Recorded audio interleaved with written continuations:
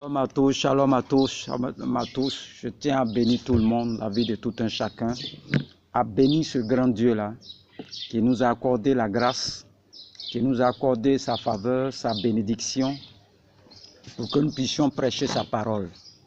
Je salue tout le monde entier, tous ceux qui nous écoutent, le prophète Jean-Guiard de la mission divine d'amour. Je salue tout le monde, je vous dis merci dans le nom de Jésus-Christ. Nous allons voir un enseignement qui est très important, la puissance de la croix du Seigneur. Jésus-Christ est mort à la croix de Calvaire. Qu'est-ce que ça nous apporte, nous qui sommes des chrétiens? Alléluia. Beaucoup de personnes parlent de la croix. Mais est-ce que tu as vraiment la révélation de la croix de Jésus-Christ?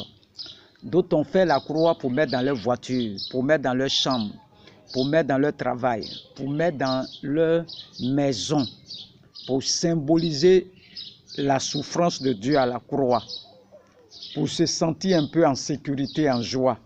Ce n'est pas une mauvaise chose, mais ça va au-delà de cela encore. Alléluia. Qu'est-ce qui s'est passé à la croix de Calvaire? Alléluia. Nous confondons ça avec le morceau de bois sur lequel Jésus a été crucifié. Les gens pensent que la croix là, ça s'arrête au morceau de bois seulement. Là où Jésus-Christ a été crucifié, alors que la croix va au-delà de ça, parce que l'œuvre achevée de Jésus-Christ comprend non seulement la crucifixion, l'ensevelissement, son séjour dans le séjour des morts, et ensuite sa résurrection, et enfin sa glorification. Alléluia. Quand Jésus-Christ nous dit tout est accompli, ça ne veut pas dire tout est fini. Quand il nous a dit ça, il n'est pas resté sur la croix. Personne ne serait né de nouveau. Voici Jésus-Christ qui est sur la croix et nous tous on entend au travers de sa parole il y a plus de 2000 ans que tout est accompli. Voici un mot qui trompe beaucoup les chrétiens, tout est accompli. Quand Jésus-Christ nous disait ça, il n'était pas encore mort. Quand Jésus-Christ était sur la croix là, il n'est pas resté sur la croix. On l'a fait descendre. On l'a envoyé dans le séjour des morts. Il est allé dans le séjour des morts. Il est ressuscité. Il est glorifié. Il est assis à la droite du Père. C'est tout ça qui est la puissance de la croix. Ça ne s'arrête pas seulement Jésus-Christ sur la croix. Non. Quand il dit tout est accompli, Jésus n'est pas resté à la croix. Donc l'histoire de Jésus continue toujours. Mais nous, on a fixé tout sur la croix. Ce n'est pas mauvais. Mais il y a une révélation qui est cachée derrière la croix. Qu'au cours de cet enseignement, je vais te révéler qu'est-ce qui est caché derrière la croix de notre Seigneur Jésus-Christ. Alléluia. Donc l'œuvre achevée commence à la croix et s'achève quand Jésus est assis à la droite du Père et dit il intercède pour nous. En ce moment-là, tout est accompli. Alléluia. Quand il est assis à la droite du Père, c'est-à-dire que tout ça englobe tout cela, la puissance de la croix du Seigneur. Tout est rentré dans le cycle et maintenant nous pouvons vivre dans cette œuvre achevée de Christ. Voici un monsieur qu'on appelle l'apôtre Paul. Lui vient 30 ans plus tard. Lui n'a pas assisté à la croix, à la mort de Jésus-Christ. Il n'était pas là-bas. Mais c'est l'apôtre Paul qui va nous donner plus de détails que les Pierre, que les Jacques, que les Jean. Eux, ils étaient avec lui. Mais qu'est-ce qu'eux, ils n'ont pas compris? Qu'est-ce que toi, tu n'as pas compris? Alléluia. Donc, lorsque nous faisons face à la croix, nous voyons deux groupes de personnes. Nous voyons les disciples de Jésus-Christ. Eux, ils ont vu Jésus. Eux tous, ils ont fui. Alléluia.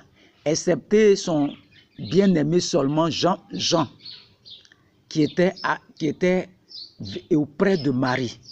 Sinon, eux tous ont fui.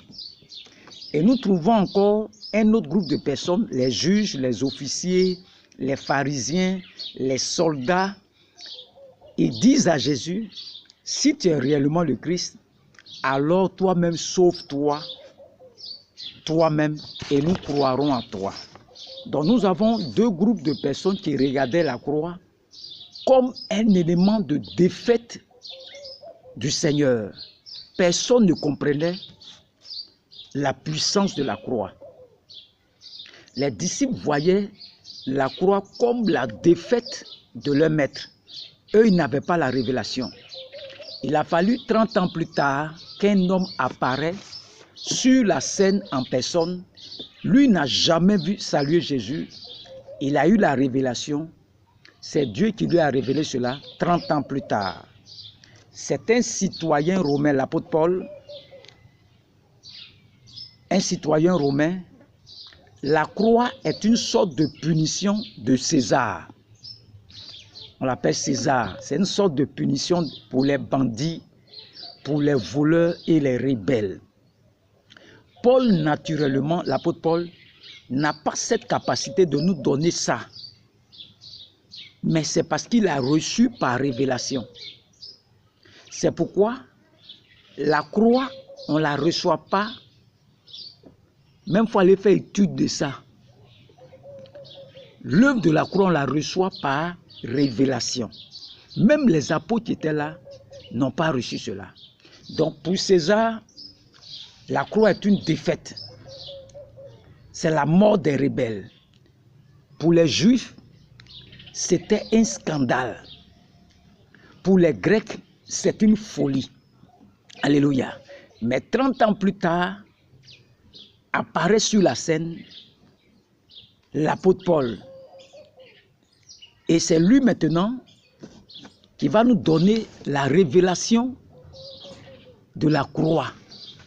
Lorsque nous prenons 1 Corinthiens 1, verset 18. 1 Corinthiens 1, verset 18, ça c'est l'apôtre Paul. On va doucement, c'est une formation. 1 Corinthiens 1, verset 18 qui dit quoi? Il dit, car la prédication de la croix est une folie pour ceux qui périssent, mais pour nous qui sommes sauvés, elle est une puissance de Dieu. Alléluia. C'est la puissance de Dieu manifestée à l'égard de l'homme pécheur sur la terre. Lorsque nous prenons le verset 23, nous prêchons Christ crucifié, scandale pour les Juifs et folie pour les païens. Qu'est-ce que c'est que la croix chez les chrétiens? Le rôle de la croix. Le rôle de la croix. Alléluia. Et parfois on s'arrête à un seul aspect. Mais la croix a deux aspects. L'homme est né pécheur. Il n'est pas devenu.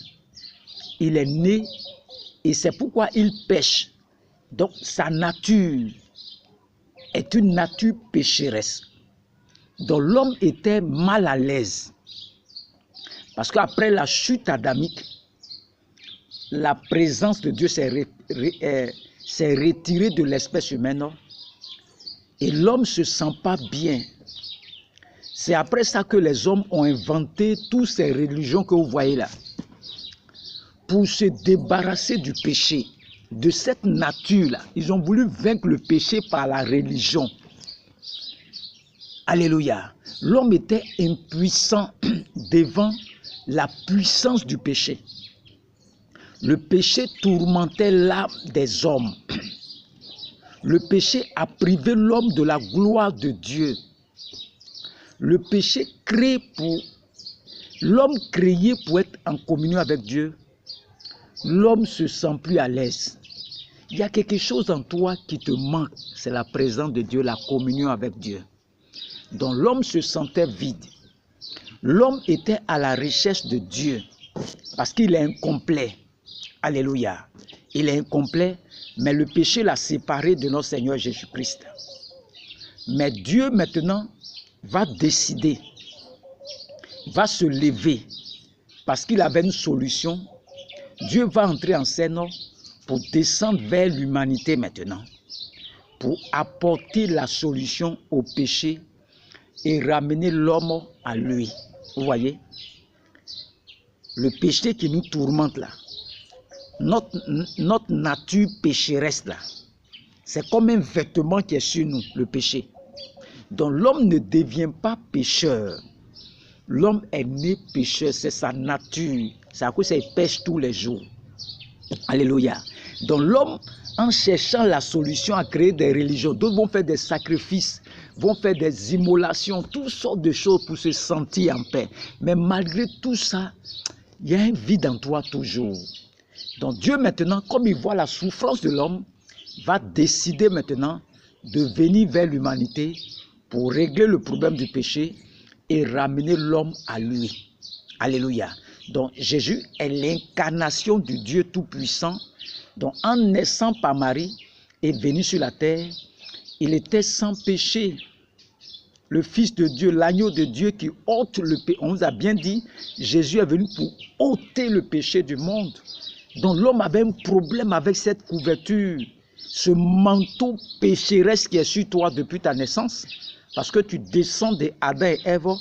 L'homme a créé toutes sortes de philosophies, les mathématiques, toutes sortes de choses pour se sentir bien. Mais demandez à ces grands philosophes-là, regardez après leur mort. Ils sont morts misérablement. Tous ceux que vous voyez, les philosophes, les quoi que vous connaissez là, lisez les livres, vous allez voir comment ils sont morts. Misérables.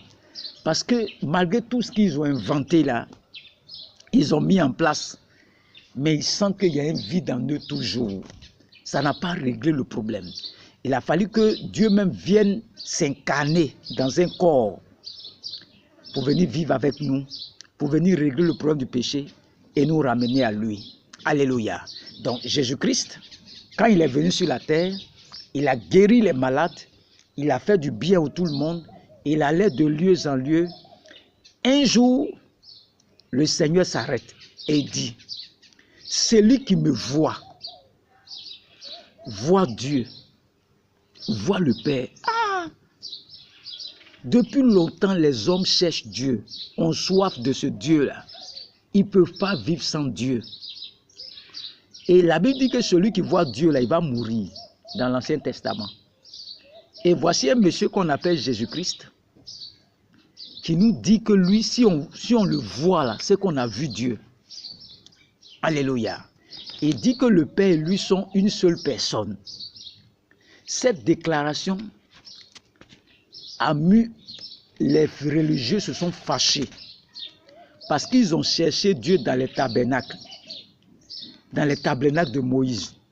Ils n'ont pas trouvé Dieu. Ils ont vu Adam. Il dit ton Dieu là où il se trouve. Ils sont allés chercher dans le jardin d'Éden. Ils n'ont pas trouvé Dieu. Ils sont allés chercher Dieu sur les montagnes. Ils n'ont pas trouvé Dieu. La femme samaritaine. Ils sont allés à Jérusalem. Salomon dit que lui, dans son temple, là, Dieu se trouve là-bas. Ils sont allés là-bas. Ils n'ont pas trouvé Dieu là-bas. Voici un jeune, l'apôtre Paul.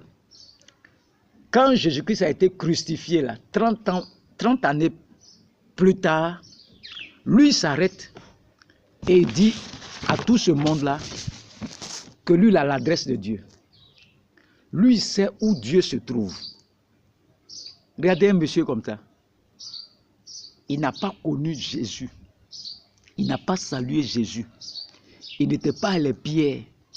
Lui, il s'arrête et lui dit un jour, 30 ans plus tard, qu'il connaisse l'adresse de ce Dieu vivant-là. Donc Dieu n'est pas ailleurs. Voici le grand Dieu n'est pas à Jérusalem. Ça, c'est Paul qui dit ça. Il n'est ni dans le temple. Le grand Dieu du ciel n'est pas sur les montagnes. Il n'est pas sur le soleil. Dieu habite en nous. Ah! Les gens disent à l'apôtre Paul, nous on va te lapider, tu vas voir. Toute la plénitude de la divinité se trouve en toi. Et on lui demande, il dit oui. Vous ne pouvez plus avoir Dieu sur la terre en dehors de moi. C'est-à-dire, il habite en toi. C'est choquant. Les gens ont dit, tu n'as même pas 50 ans. Et tu dis que toi, tu connais l'adresse de Dieu là. Que Dieu là habite en nous. Paul dit, ça ne fait rien. Je n'ai pas 50 ans. Comment Dieu peut être en toi? c'est une folie pour les hommes. Quand tu dis à quelqu'un Dieu habite en lui, il ne croit pas. Lui, il prend la croix là. La croix. C'est son Dieu qui est là, c'est vrai. Mais il habite en toi. Ça ne s'arrête pas là-bas seulement.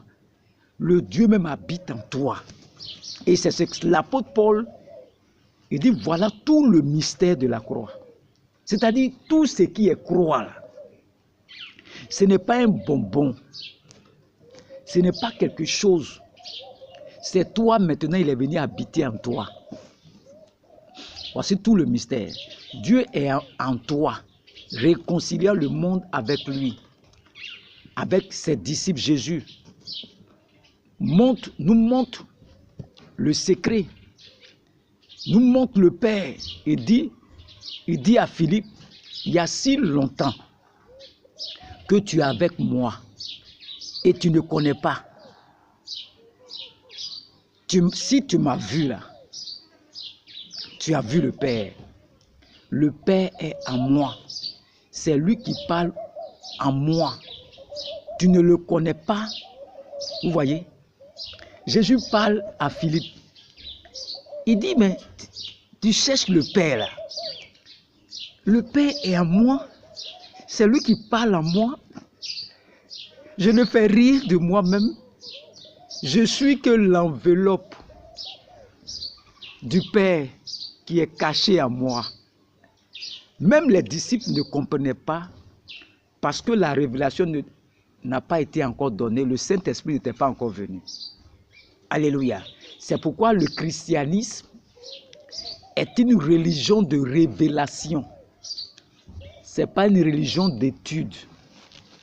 Il faut aller faire toutes les formations bibliques que tu connais. Je ne dis pas que c'est mauvais les formations bibliques, mais tu ne peux jamais connaître Jésus-Christ, la puissance de la croix, dans les études.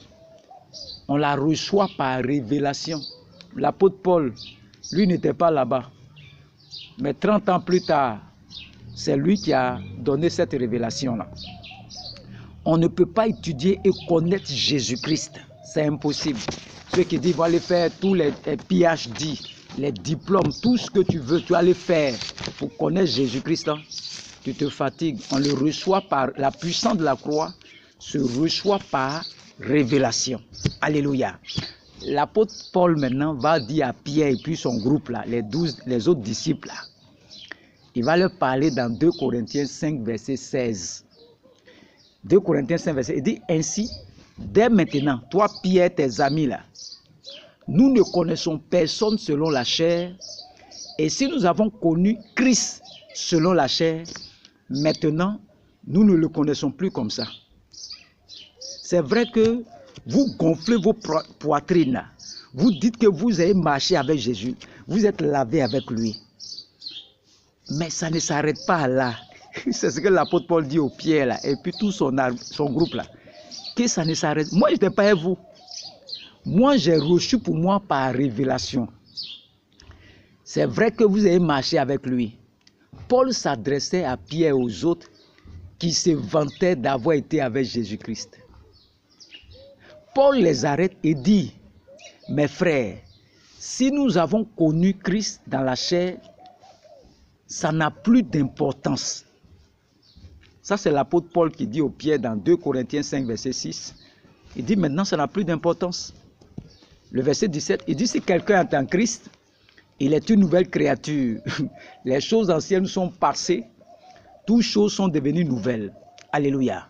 C'est de savoir maintenant là, le Christ que vous avez connu là, qui est mort à la croix là, où il se trouve maintenant. Voilà tout ce qui est la croix là. Il est mort. Ça ne s'arrête pas là. Il n'est pas resté sur croix là. Il est descendu. Donc pour ceux qui ont les croix dans la main là, il n'est pas resté là-bas. Pourquoi vous ne prenez pas le tombeau aussi pour mettre dans vos mains aussi? Normalement, vous devez marcher avec le tombeau dans votre main aussi. Vous devez marcher avec sa résurrection dans votre main aussi. Parce que ça ne s'arrête pas seulement à la croix. Il est descendu de la croix. Vous devez le faire descendre de la croix. Vous devez le mettre dans le tombeau. Le faire sortir du tombeau. et il est assis à la droite du Père. Il a dit à la croix que tout est accompli. Mais ça ne s'est pas arrêté là. C'est l'œuvre achevée du corps de Christ. Donc Paul nous révèle deux aspects de la croix. Lorsque nous prenons le premier aspect, ce sont les 4 évangiles. Les 4 évangiles n'expliquent pas pourquoi Jésus-Christ est mort. Tous les 4 évangiles, lisez, vous allez voir, tout s'arrête sur la mort de Jésus-Christ. Mais on ne nous dit pas pourquoi Jésus-Christ est mort. Voici les pierres qui ont vécu avec lui. Paul dit c'est plus comme ça. 2 Corinthiens 5, verset 16. Il dit vous l'avez connu dans la chair. Maintenant, ce n'est plus comme ça. Maintenant, on le connaît par révélation. Donc, les 4 évangiles ne nous permettent pas de savoir pourquoi Jésus-Christ est mort à la croix. Lorsque nous prenons à partir des livres des Actes, commence à nous révéler un peu. Mais si vous remarquez Acte 1, Acte 2, jusqu'à ce que Paul vienne, les gens prêchaient encore dans les synagogues. Eux, ils ont reçu Christ. Ils doivent aller annoncer la bonne nouvelle. Mais les pieds étaient encore dans leurs églises, dans leurs synagogues. Eux, ils ne sortaient pas. Ils prêchaient la circoncision. Oui, on ne doit pas faire ça. Ils prêchaient des choses comme ça. Et il a fallu que Paul vienne pour dire que maintenant, là, il n'est plus dans vos synagogues, là. Il n'est pas à Jérusalem. Il n'est pas sur vos montagnes, là. Il n'est pas dans le jardin d'Éden. Il n'est pas dans le temple de Salomon. Ce Dieu-là habite en toi-même. Ce Dieu-là, c'est Paul qui est venu ouvrir nos yeux sur la réalité de la croix. Parce que la croix n'était pas compréhensible ni par Pierre, ni par les hommes. Ce n'était pas compréhensible. Parce que ce n'est pas dans la chair. Non, ils mettaient l'accent sur, ils mettent l'accent sur la circoncision, sur la puissance. Regardez Pierre. Lorsqu'il entrait au temple, un boiteux, la puissance de Dieu.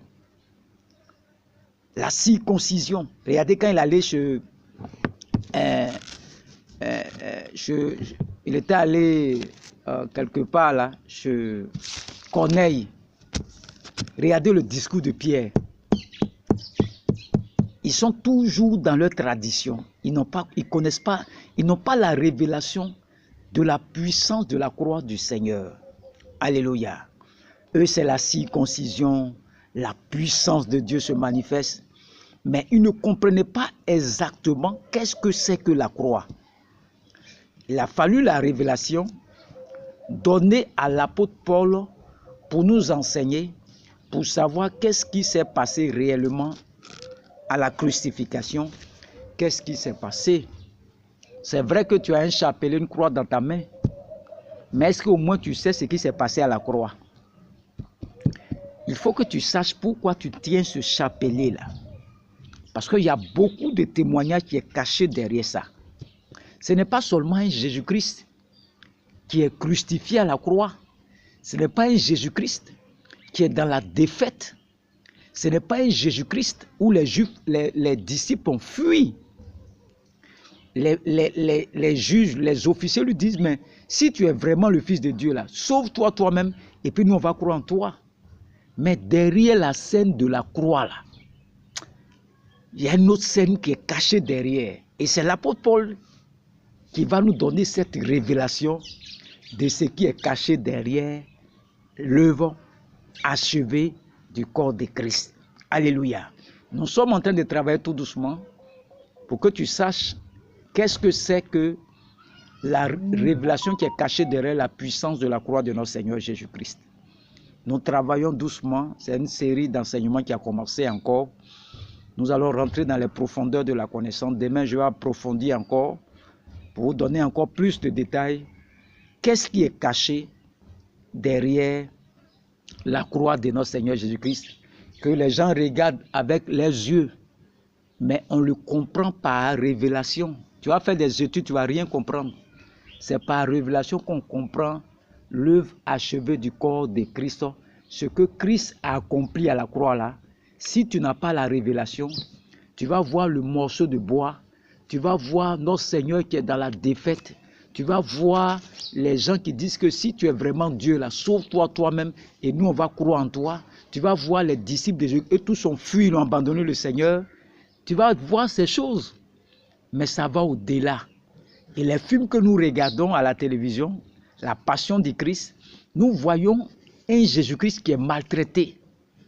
Ça fait pitié. Ça crée des émotions, des sentiments. Mais ce n'est pas pour ça qu'il est venu. Ça va au-delà de ça. Et tu dois avoir la connaissance, savoir réellement ce qui s'est passé à la croix. Il ne faut pas t'arrêter comme des spectateurs.